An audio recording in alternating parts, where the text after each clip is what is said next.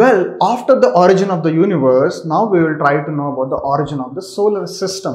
విశ్వం యొక్క ఆవిర్భావం తర్వాత మనం ఇప్పుడు మన సౌర కుటుంబం యొక్క ఆవిర్భావం ఎలా చెందిందో చూద్దాం. When we talk about solar system, the few things at least we get in our mind is the sun, the star which is the head of our solar family, and all 8 other planets that are there. మనం సౌర కుటుంబం గురించి మాట్లాడిన ప్రతిసారి మనకి గుర్తుండే ఏమిటి అంటే ఒకటి మన సూర్యుడు, చందమామ వాళ్ళ అన్నయ్య సూర్యమామ, తర్వాత మిగిలిన 8 మిత్రగ్రహాలు.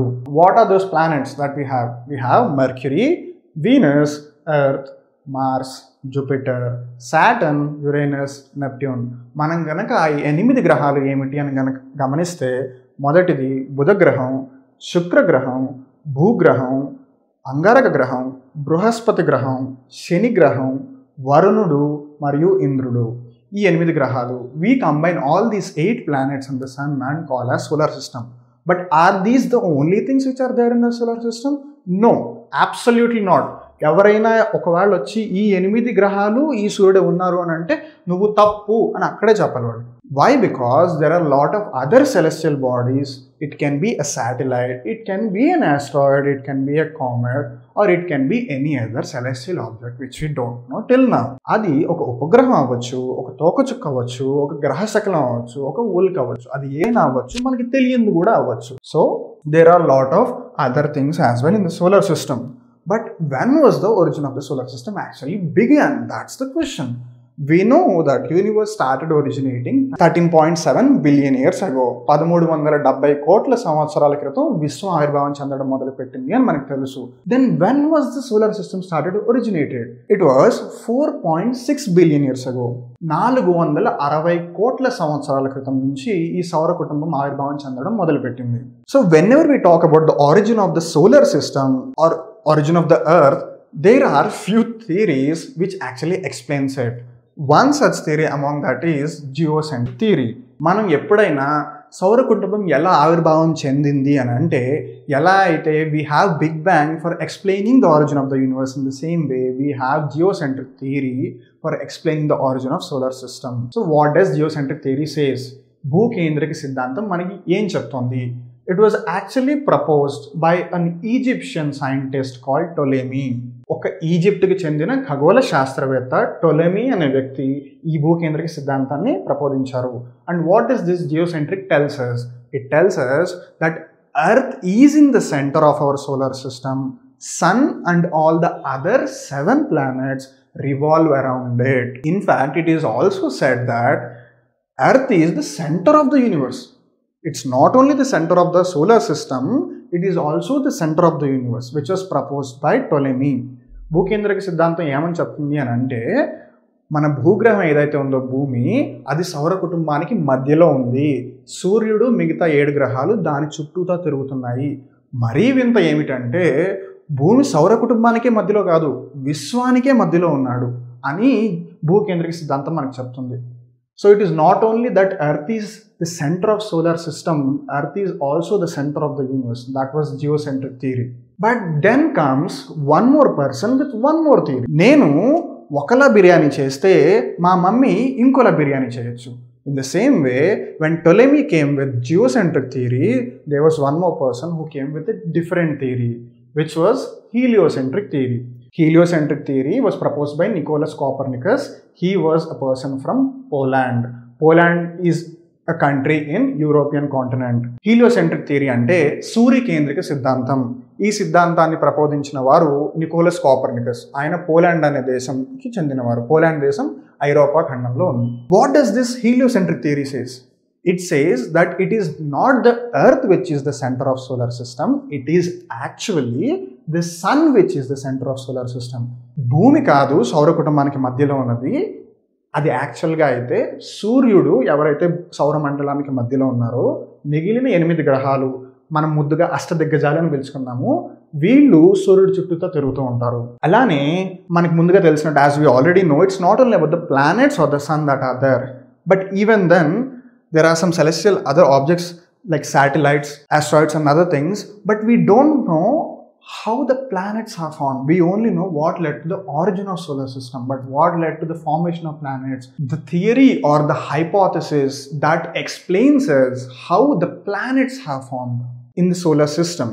మన సౌర కుటుంబంలో ఏవైతే గ్రహాలు ఉన్నాయో అవి ఎలా ఏర్పడ్డాయి, మనకి సౌర కుటుంబం ఎలా ఏర్పడిందో జియోసెంట్రిక్ థియరీ, భూకేంద్రిక సిద్ధాంతం, హీలియోసెంట్రిక్ థియరీ, సూర్యకేంద్రిక సిద్ధాంతాలు చెప్తాయి, కానీ గ్రహాలు ఎలా ఏర్పడ్డాయని మనకి తెలియదు. When we talk about that, it is actually explained by a hypothesis which is called nebular hypothesis, which says that the planets are actually formed from the dust and the gases that are associated with the sun.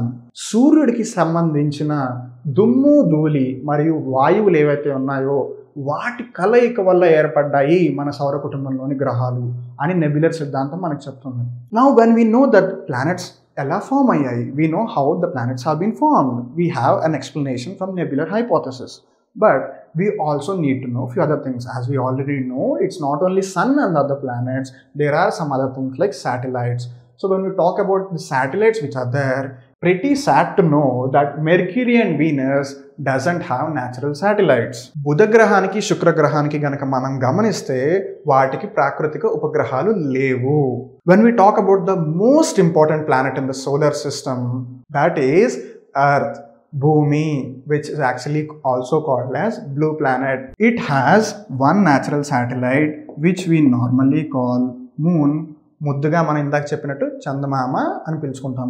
Mars has 2 natural satellites which are called Phobos and Deimos. పేరు గుర్తులేకపోయినా పర్లేదు, at least remember that it has 2 natural satellites, Phobos and Deimos. Jupiter, Brihaspati గ్రహానికి it has 67 natural satellites.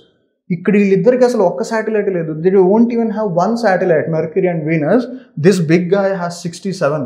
In fact, he also shared some amount of natural satellites to his neighboring friend Saturn, who got 62 natural satellites, just 5 lesser than him.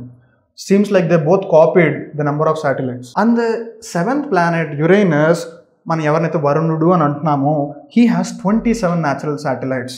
And the last planet, Neptune, which has 14 natural satellites.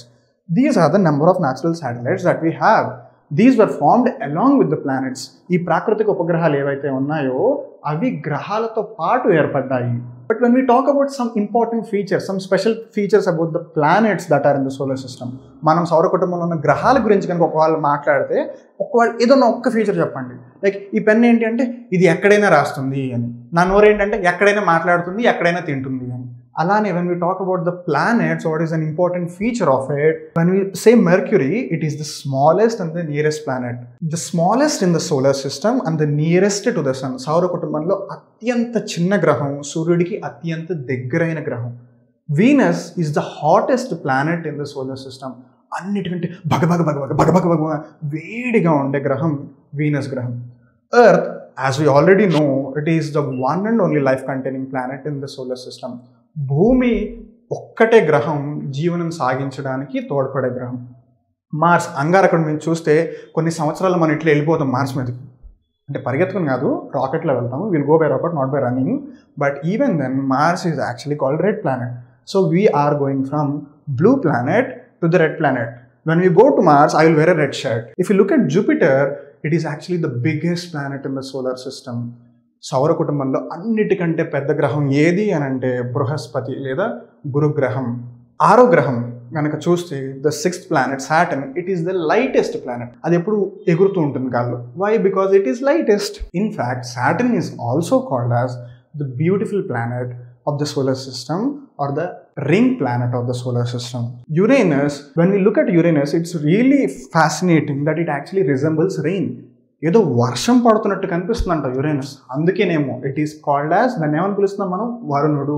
ఎందుకంటే అది maybe అలా కనిపిస్తుందని. Neptune, it is the farthest planet in the solar system. అన్నిటికంటే దూరంగా, దూర బంధు అంటాను చూడు, దూరంగా ఎక్కడో ఉంటాడు, వాడెవరో కూడా మనకు తెలియదు. కానీ we know who is this guy, but still he is far away. He don't want to come to us. Well, let him stay there at the 8th position, be the farthest planet in the solar system. We know if we talk about all the 8 planets, one planet will definitely stand out, which is called outstanding planet, which is the planet Earth, the blue planet. It is the only life supporting planet in the solar system, or else you can say till now మనకి ఎంతైతే తెలుసో విశ్వం గురించి, సౌర కుటుంబం గురించి, జీవనం సాగించడానికి తోడ్పడే ఏకైక గ్రహం భూగ్రహం. But why is it possible or how was it possible that only Earth is a life supporting planet? ఒక్క భూమిలోనే జీవనం సాగించడానికి ఎందుకు వీలవుతుంది? Because it has the right temperature. భూమిలో జీవనం సాగించడానికి ఎంతైతే ఉష్ణోగ్రత కావాలో అంతగా సరిపోయేంత ఉష్ణోగ్రత ఉంది. Why is that it has the right temperature? Because it is not too far from the sun like Neptune or it is not too near the sun like Mercury. అది బుధ గ్రహంలాగా మరీ దగ్గరగా లేదు సూర్యుడికి, నెప్ట్యూన్ గ్రహంలాగా మరీ దూరంగా లేదు.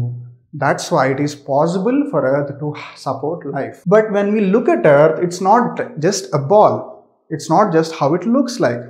మనం భూగ్రహాన్ని చూసినప్పుడు ఒక బంతిలానే కాదు, it has a lot of other things inside it. It has people like me, you, and a lot of other people, persons. It also has roads, it also has buildings, it also has trees which gives you oxygen to breathe.